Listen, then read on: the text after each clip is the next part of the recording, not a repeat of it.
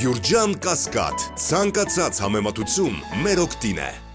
Կա արդյոք այս պահին Երևանի և Բաքվի միջև քննարկում խաղաղության պայմանագրի ստորագրման վերաբերյալ ոչ բանակցություններ, Բնականաբար Հայաստանը աշխատում է եւ դա ավելի շատ հրապարակային դուք տեսնում եք, որ Հայաստանը շարունակում է աշխատել, որպեսզի առաջ մղի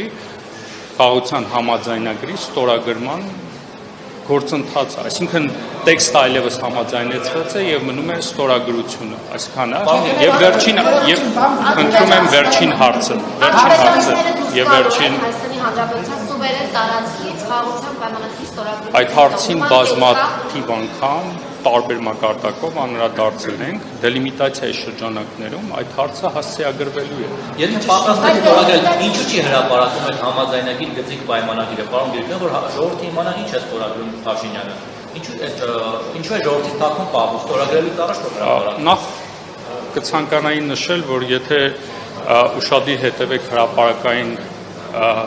ամբողջ քննարկումներին, խաղաղության պայմանագրի վերաբերյալ մանրամասն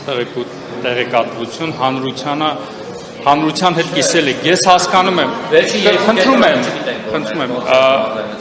սպասեք։ Քանի որ խաղաղության պայմանագրի վերաբերյալ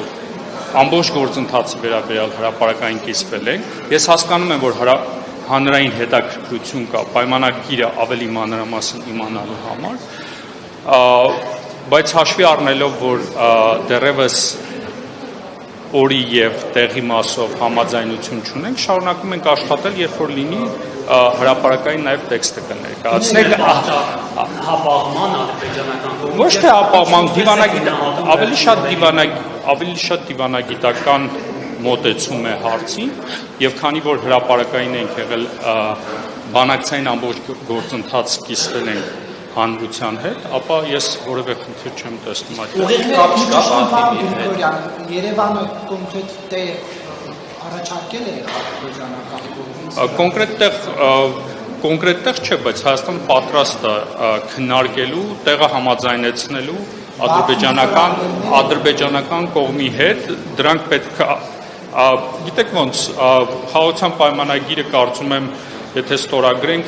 ինչ-որ մի բալանսավորված տարբերակով կստորագրենք, դա քննարկելու հարց է։ Այսքանը շնորհակալություն։